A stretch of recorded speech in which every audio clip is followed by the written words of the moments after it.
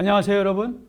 오늘은 특목고, 자사고 출신 학생들을 위한 일반고와는 다른 차별화된 수시 전략에 대해서 이야기해 보고자 합니다.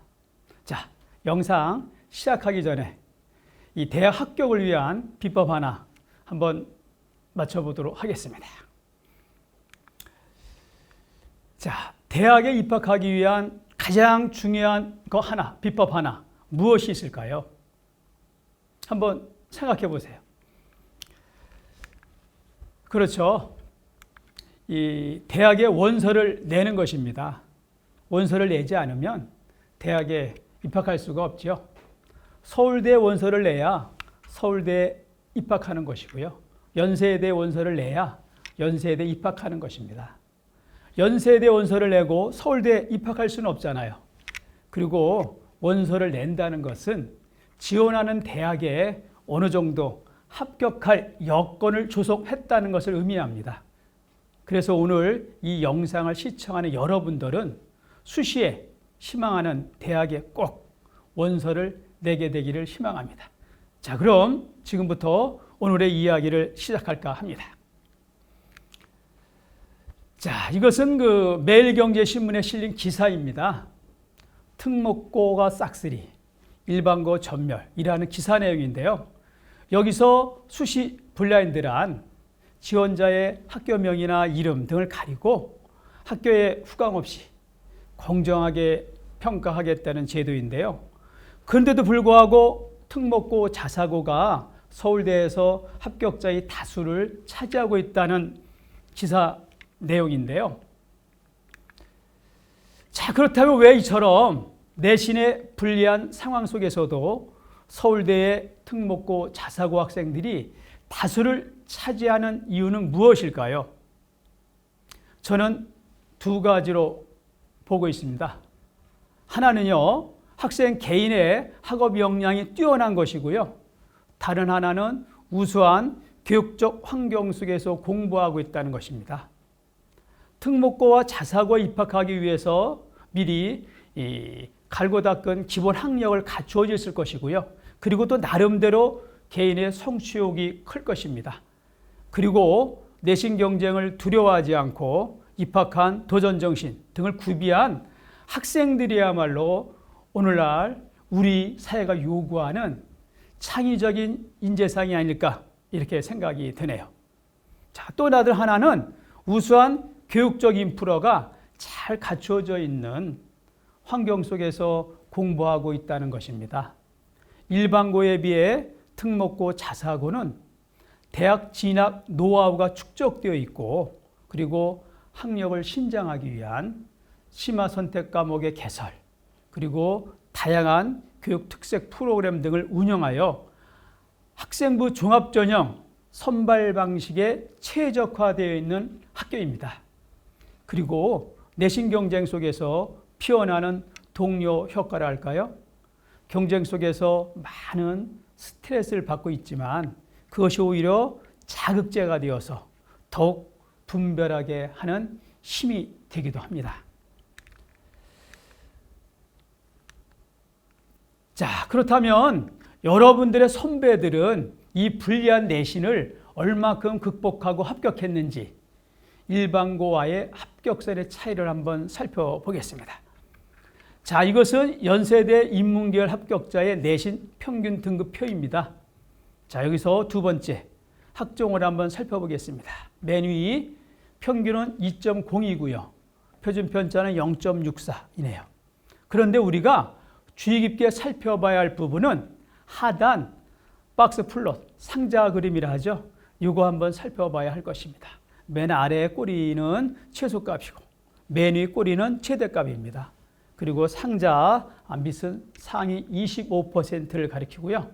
가운데서는 중앙값, 상자 위는 상위 75%의 내신을 가리킵니다. 그리고 가운데의 붉은 점은 평균값입니다. 즉 활동 우수형 그래서 합격자들의 평균점 보면 2.0이라 했죠. 평균값이 2.0이라고 보면 됩니다. 자, 이 박스 플롯을 보면 연세대 합동 우수자의 합격자 중 상위 75%는 대략 한 2점이나 2.3 정도로 추정되는 것 같아요. 그리고 맨 위 최대값은 대략 3등급대 중반 정도가 되는 것 같거든요. 따라서 우리 내신이 좀 불리한 특목고 자사고 학생들은 이 중간값부터 최상단 이 최대값 사이에 분포하는 것이 아닌가라는 생각이 들어요. 따라서 2.3에서 3점대 중반 정도로 아마 추정되네요. 자, 이것은 그 고려대학교 학업우수형 내신 평균 등급표입니다. 자, 뒤부터 두 번째 문과대학을 살펴보겠습니다. 상위 75%가 대략 2등급대 후반이고요.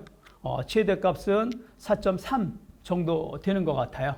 이것을 볼 때 특목고 자사고 학생들은 보통 조금 전에 이야기했듯이 중앙값과 최대값 사이에 내신으로 주로 합격한다고 보면 될 것 같아요.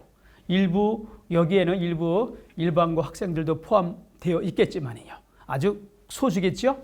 자, 그렇다면 이를 근거로 일반고와 특목고, 자사고의 합격선의 차이는 대략 1에서 2등급 정도 차이가 나지 않을까라는 생각이 들어요. 여기에 이상치까지 생각해 보면 3등급까지도 극복하는 학교의 학생들도 드물게는 있지 않을까 이렇게 추정해 볼 수 있겠습니다. 자, 이것은 그 이화여대학교 미래인재전형의 합격자 내신 분포도입니다. 여기에서도 보면 맨 끝에 이렇게 교과 등을 살펴보면 5등급에서 6등급 사이에 또 어느 정도 학생들이 합격자가 분포되어 있어요. 자, 그리고 이거는 그 서울시립대학교 학교별 교과 평균 등급인데요. 여기 세무학과와 경영학부의 한번 학교별 평균 등급의 차이를 한번 살펴보겠습니다. 대략 2등급 정도 차이가 나고 있는 것 같죠? 여기 경영학부를 보면 일반고는 2.1 정도 되고요. 자사고는 4.4 정도, 그리고 특목고는 4.23 정도 이렇게 평균 등급을 보여주고 있습니다. 자, 그렇다면 같은 그 특목고 자사고라 하더라도 아마 그 합격하는 내신 컷이 다 다양하리라고 봅니다. 왜냐하면 학교마다 학생의 질적 수준과 교육 관련 특색 프로그램의 운영 여부, 또한 학생부의 작성 기술, 이게 다 다르기 때문이죠. 이런 점을 고려하면 대략 모집 단위에 따라 다르겠지만 면접 평가까지 포함하여 대략으로 추정하면 스카이, 서울, 연대, 고대 정도는 대략 1에서 2등급 내 정도 이상치까지 생각하면 드물게는 3등급까지도 극복하고 있지 않나 생각이 들고요. 서성한 이하 대학들은 아주 드물지만 이보다 더 크게 이 차이가 나면서 합격하고 있지 않나 생각이 듭니다. 자, 그렇다면 우리 특목고와 자사고 학생들은 무엇으로 이렇게 불리한 내신을 극복하여 합격했을까요? 저는 그것을 두 가지로 보고 있습니다. 하나는 학생부요, 또 다른 하나는 면접입니다. 자, 이 대학들이 평가하는 평가 요소는 대개 이 네 가지로 구성되어 있습니다. 학업 역량, 전공 적합성, 발전 가능성, 인성 등인데요. 이것은 그 약간의 차이점이 좀 대학마다 있는데요. 요 지금 보고 있는 것은 연세대 것입니다. 자, 이것은 그 서울대의 그 평가 요소인데요. 연대와 다르게 세 가지 분야로 이제 그 보고 있고요. 자, 이것은 그 고려대학교 학생부 종합평가, 서류평가, 평가 요소입니다. 고려대는 서울대 마찬가지로 세 가지 분야로 평가하고 있죠. 학업 역량, 자기개발 역량, 그리고 인성 등을 평가하고 있는데 또 이 특별한 그 전형에 있어서 뭐 사이버 국방학과 등 일부 학과에 있어서는 여기서 하나 더 첨가해서 문제 해결력이라든가 이런 거 평가하고 있습니다. 조금씩 그 다르죠, 여러분. 그러나 이 세부적으로 구체적으로 들어가면 큰 평가 요소에서는 큰 차이가 나지 않는 것으로 생각되고요. 어쨌든 여러분들은 희망하는 대학에 합격하려면 이러한 평가 요소들이 학생부에 잘 녹아 있어야 합니다. 따라서 경쟁력 있는 학생부를 잘 관리해야 한다는 뜻이겠죠. 어쨌든 이 네 가지가 잘 표현되어 있는 학생부를 여러분들 오늘 이 시간부터 그렇죠? 잘 마무리할 수 있는 계획을 세워보시면 좋겠습니다. 자, 이러한 평가 요소 중에서 가장 중요한 것은 학업 역량입니다. 이 학업 역량 중에서 핵심은 단연 내신 등급이죠. 그런데 이제 1학기 기말고사가 끝났어요. 내신 등급 다 끝난 거잖아요. 그렇다면 이 중에서 우리가 가장 지금 현 시점에서 가장 신경 써야 할 부분은 바로 무엇일까요? 그렇죠. 바로 탐구 활동입니다. 대학은 학문을 탐구하는 곳이에요. 이 탐구 역량이 갖춰져 있어야 대학에서 마음껏 여러분들의 비전과 미션을 달성하기 위해서 탐구할 수 있고요. 그런 사람이 곧 성장 가능성이 높다, 잠재능이 높다라고 평가될 수 있겠습니다. 자, 이제 8월 말까지 학생부를 마무리하는 시기입니다.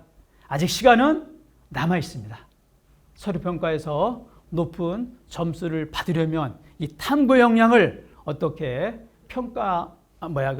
표현할 것인가에 대해서 집중해서 노력했으면 좋겠습니다. 자, 그렇다면 이 탐구 역량을 함양하기 위한 방법에는 무엇이 있을까요? 저는 크게 두 가지가 있다고 생각이 됩니다. 하나는 교과 기반 심화 탐구 활동으로 우리 수업에서 배운 내용을 자신의 관심 분야와 연관하여 심화 탐구하는 활동이고요. 또 다른 하나는 학생부 영역 간 연결성 있는 탐구 활동입니다. 여기에서 이 교과 기반 심화 탐구 활동은 여러분들이 수업을 들으면서 생기는 지적 호기심이나 궁금증 이런 거 있을 거 아니에요? 그것을 소재로 해서 친구들과 함께 토론하고 연구하고 실험하는 것입니다. 또는 혼자 실시해도 돼요. 그래서 연구 보고서를 작성한 다음 그 내용을 학생부에 잘 녹여내면 좋은 평가를 받을 수 있을 것 같아요. 자, 그러면 이런 것이 없는 학생들은 무엇을 통해서 만들어갈 것이냐? 여러분, 교과서를 활용하면 아주 좋습니다. 여러분, 한 단원을 배울 때면 맨 앞에 들어가기 내용이 있죠? 이것이나 아니면 단단원이 끝나면 맨 끝부분에 보면 학습활동, 확인학습, 탐구활동, 적용활동 등이 있어요. 이 중에서 여러분들이 관심 있는 분야나 아니면 지원학과와 관련된 분야를 선정해서 앞서 이야기한 것처럼 연구하고 토론하고 실험하면 됩니다. 자, 여러분, 늦지 않았어요. 지금부터라도 활동해보세요.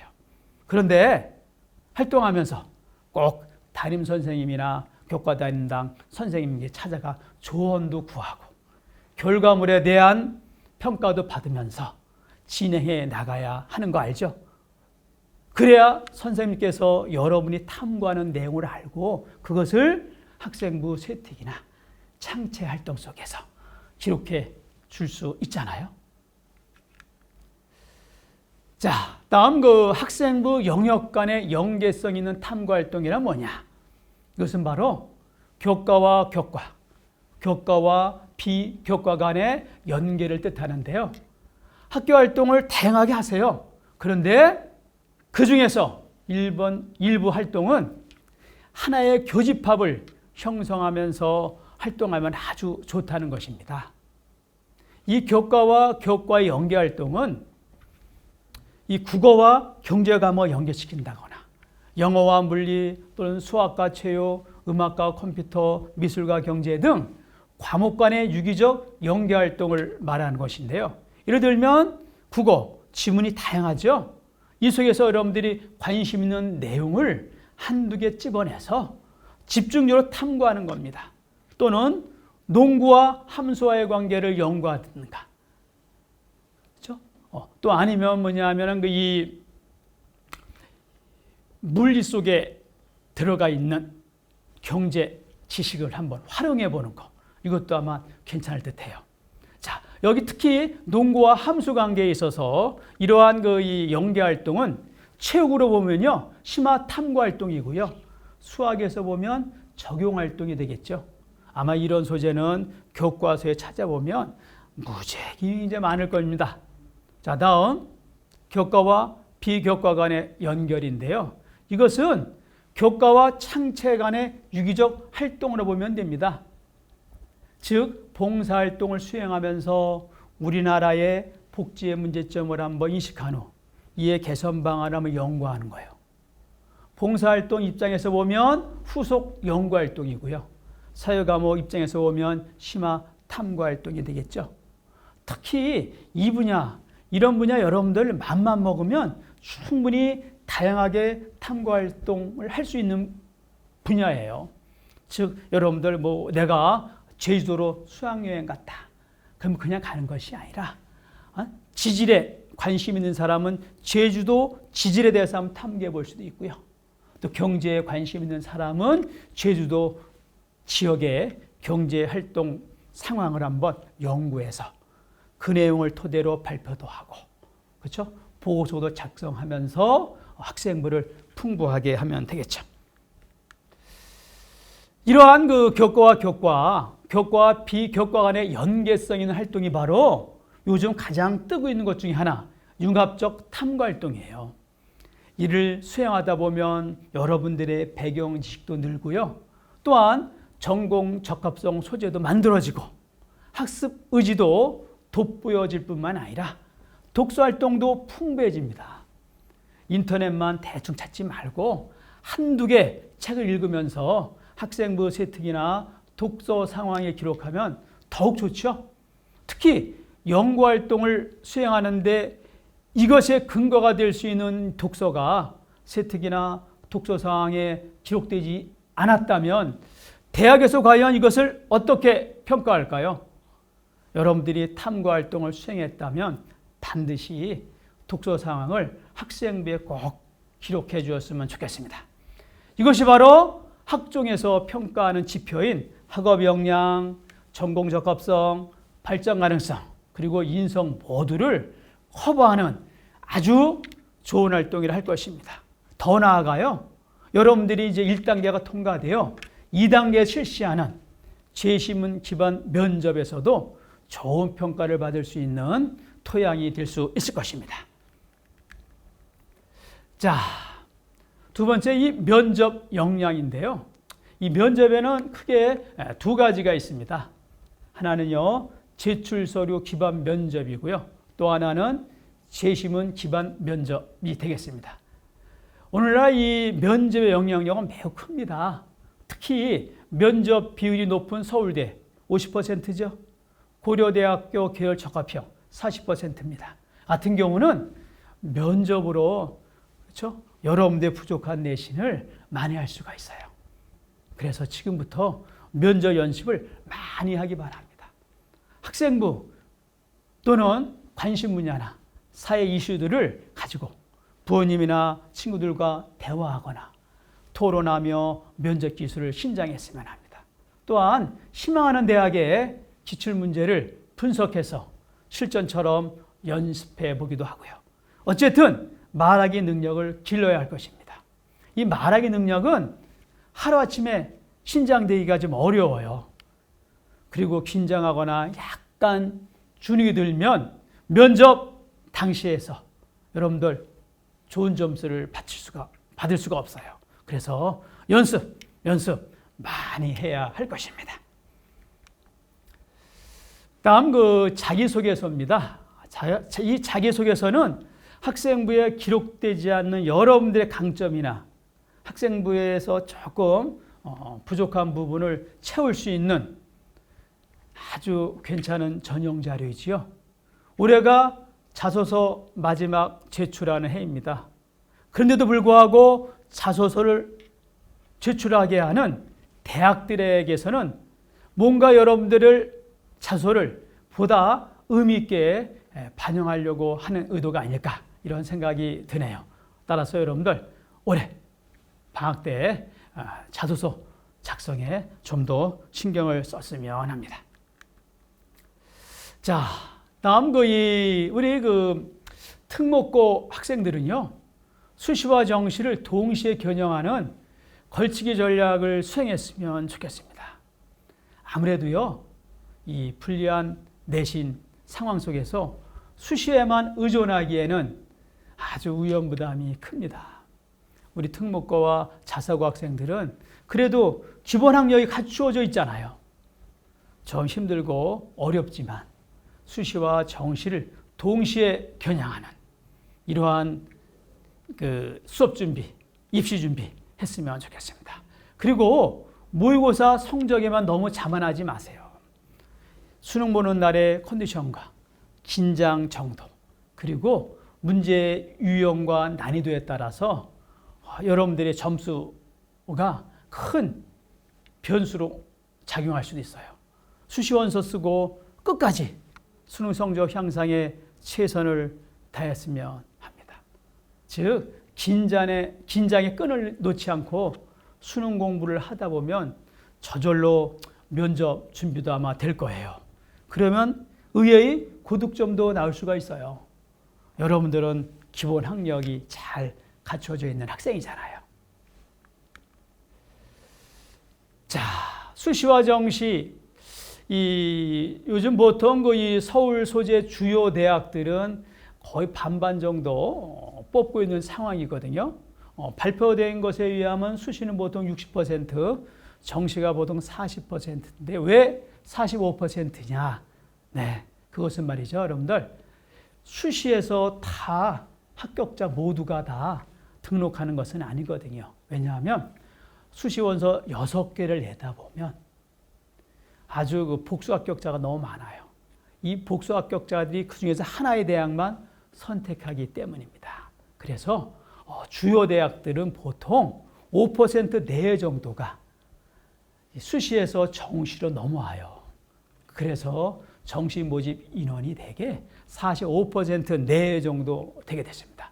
근데 이 45% 거의 50%에 근접하는 이런 상황을 그냥 버릴 수는 없잖아요.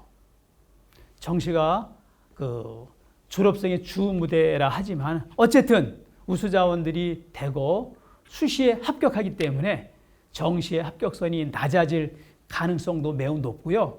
그리고 수능 합격성도 추정하기가 매우 어려워요. 각 대학마다 반영하는 수능 영역과 비율이 다르고요.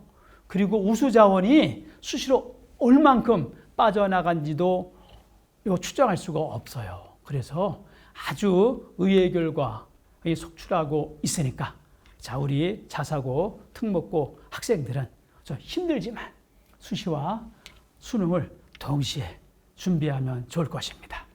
자, 여기 보면 이 연세대 합격사를 갖고 왔는데요. 이 아이는 이 다양하게 여러 군데 수시에 썼지만 참 아쉽게도 합격하지 못했어요. 근데도 끈질기게 공부를 해서 연세대에 합격한 사례거든요. 여러분들도 혹시 모르니까 수시와 수능 동시에 준비하는 그런 학생이었으면 좋겠습니다. 자, 다음 이 수능 최저 기준인데요. 자, 이것은 이 연세대와 고려대 이제 수능 최저 학력 기준을 이제 여러분들 화면에서 보고 있는데요. 이 국수탐 두 과목 합 4, 이건 인문이고요. 5는 자연이 되겠습니다.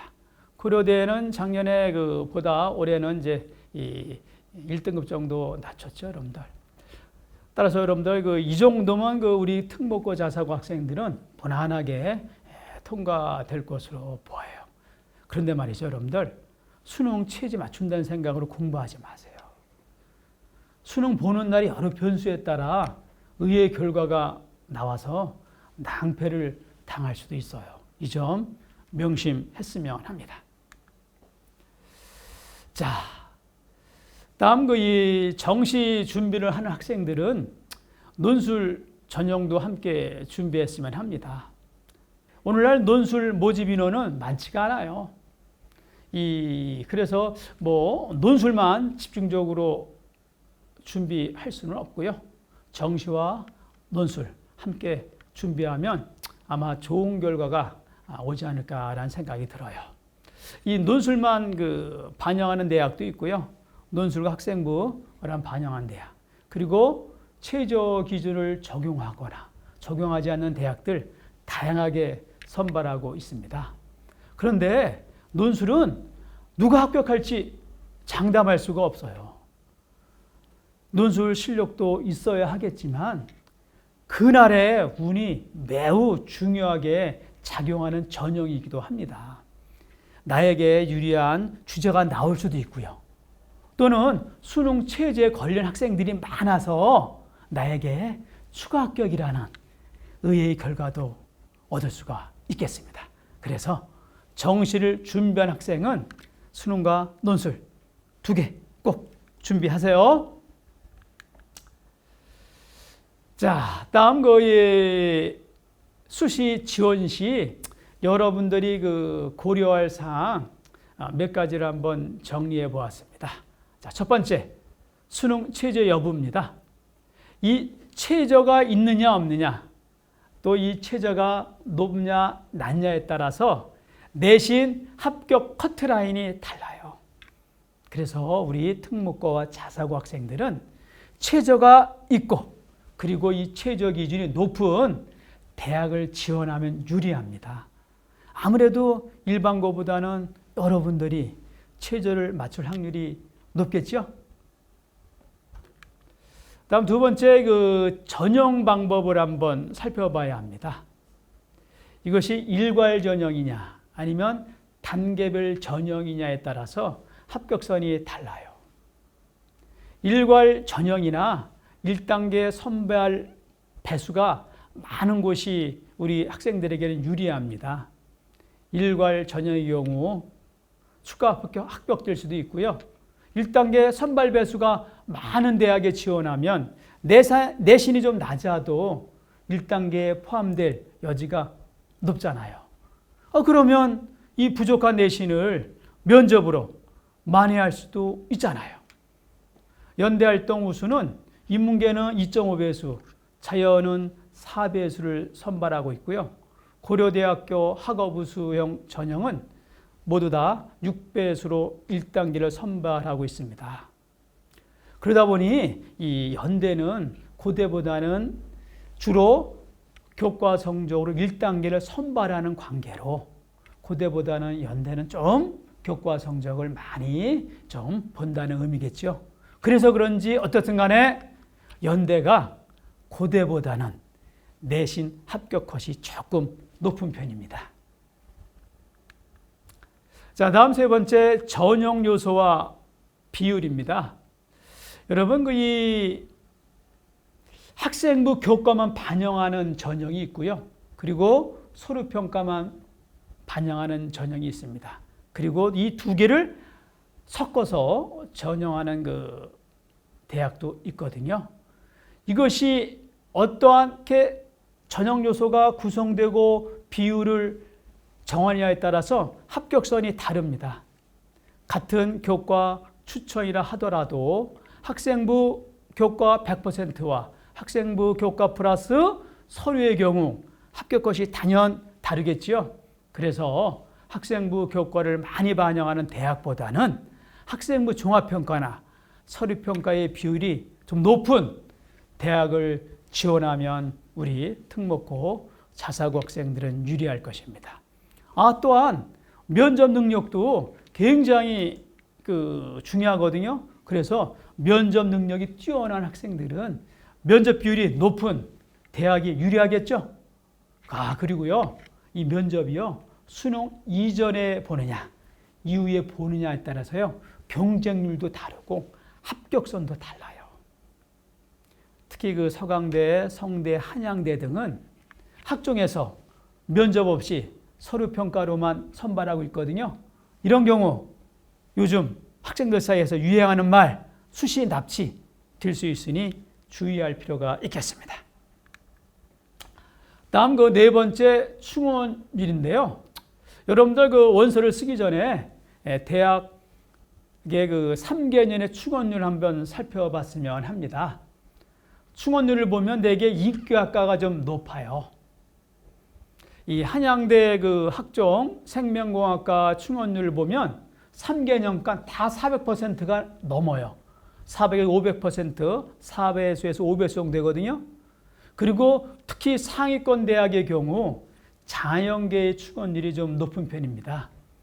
그 이유는 내가 한번 생각해 볼 때는 학생들이 의학계를 그렇죠? 뭐 4-5개 쓰고 그중 한두 개를 이공계를 쓰고 있지 않나. 그래서 여러분들 이런 결과가 충원되지 않나 생각이 되고요. 특히 이 서성안의 충원율은 대략 200에서 400% 되고 있거든요. 그래서 원서 낼 때 한번 대학교 홈페이지 들어가서 충원율도 한번 살펴봤으면 좋겠습니다. 자, 그리고 여러분 그 경쟁률 보면 굉장히 높잖아요. 근데 우리 그 특목고 자사고 학생들은 경쟁률에 너무 연연하지 않았으면 좋겠습니다.